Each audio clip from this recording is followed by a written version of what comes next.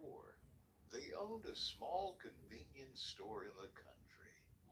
They did not have much money. Charlie was smart and worked very hard. That is why he got a scholarship to this good school. The scholarship paid for his classes, but he had to pay for everything else. He paid for his books, his food, and his small apartment with part-time jobs. His apartment was just one small room. His bed was on one side. His desk was on the other. On his desk, there was a small pile of bills he needed to pay. At the big rich school, Charlie often felt small and lonely. He missed his family very much. Now Christmas was coming. He wanted to go home.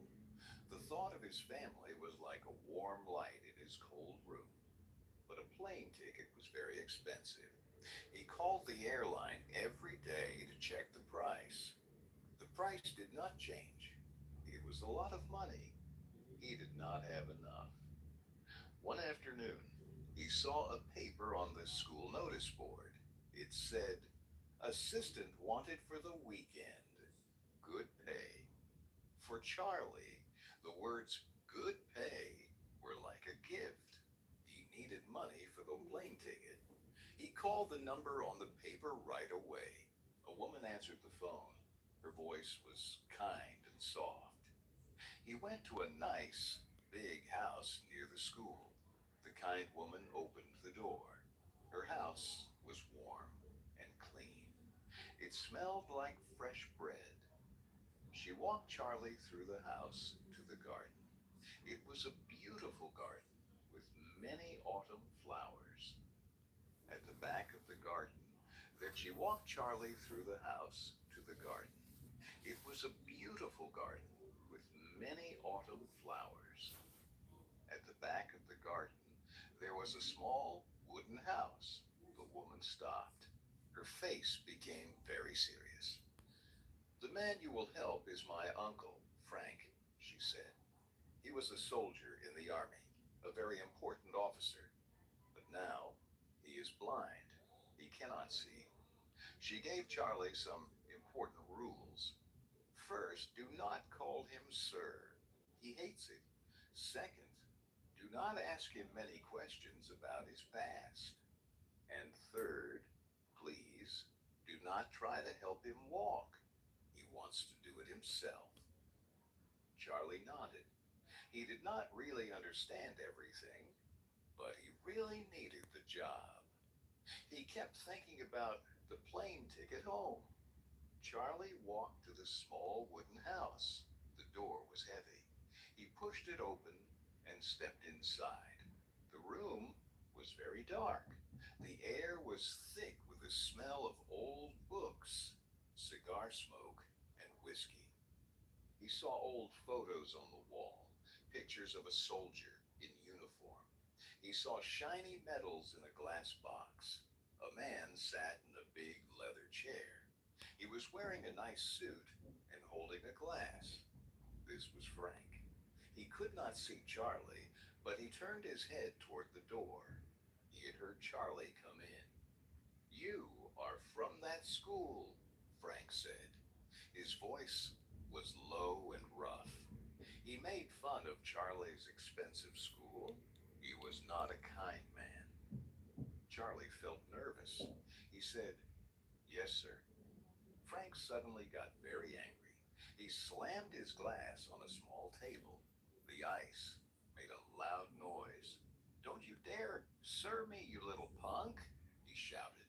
His words were sharp, like a knife. They hurt Charlie. His face felt hot with shame. "Get out," Frank shouted. Charlie's heart was beating very fast. He wanted to run away. He quickly left the wooden house. He stood in the pretty garden, but he did not see the flowers. He only felt confused and hurt. The woman saw his face. She gave him a tired smile. "Don't worry," she said. "He shouts at everyone, but he is a good man inside. Please stay for the weekend. My family and I are going on a trip. Charlie looked at her hopeful face. He thought about the plane ticket. He thought about his mother's smile. He needed the money. He took a deep breath. Okay, he said, I will stay. He thought to himself. It is only for one weekend. What could happen? That night, the phone rang in Charlie's small room. It was his friend, George. George's voice was fast and scared. Charlie, we are in big trouble, George whispered. It's about the headmaster. He is very, very angry. The trouble started with a joke. The night before, Charlie and George saw three of George's friends near the headmaster's car. The boys were tying a big yellow balloon to a lamppost. The next morning, the headmaster arrived in his new car. As he parked, he saw the balloon. He walked over to pop it with his car key, but there was white paint inside the balloon. The paint exploded everywhere. It covered the headmaster's suit and his new car. The car was very expensive. The paint on his bed. The room felt on his bed. The room felt very cold. This was a very big problem.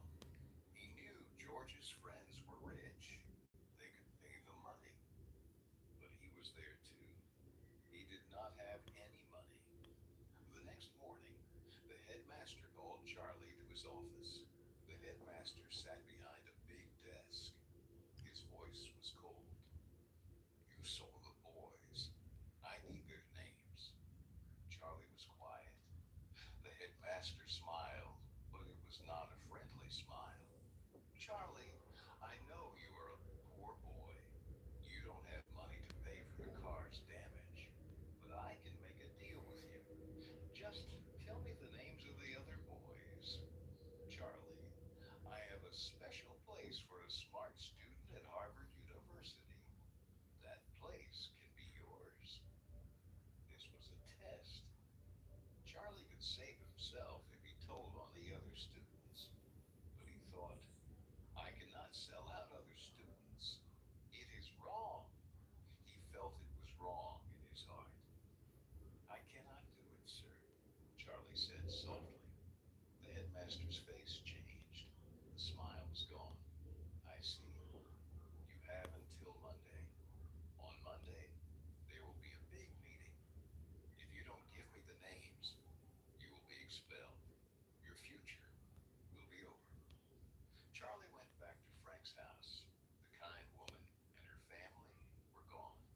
The house was quiet. As soon as Charlie walked into Frank's room, Frank gave an order.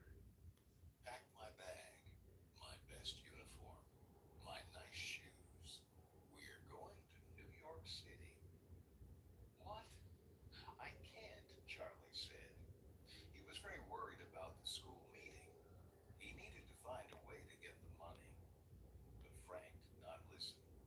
You work for me this weekend, Charlie. Come with me to New York. I will pay you a lot of money. Frank was strong and sure. This was a clear deal. Charlie saw a chance to solve his money problem. Okay, he said. Soon, they were on an airplane to New York. On the airplane, Charlie was quiet and worried. Frank seemed happy. He ordered a drink from a flight attendant. When she came, Frank smiled and said, Thank you, Daisy. Charlie was surprised. How did you know her name? He asked. Frank leaned closer and whispered, I smell her perfume. It is a very nice English perfume, but her voice is from California. A California girl who wants to be an English lady. She will like a simple, pretty name, like Daisy. Charlie looked at the old soldier. His eyes could not see, but he understood so much about people. Charlie understood that Frank was a very special man. They stayed in the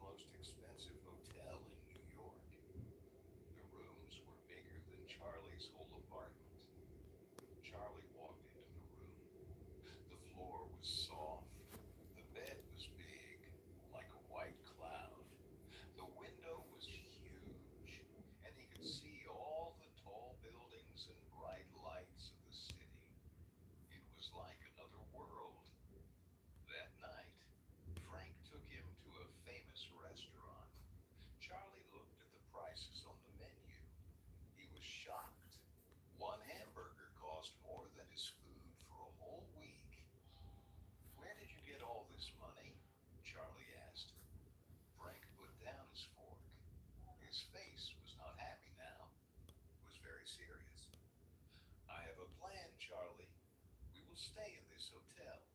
We will eat the best food. We will drink good wine.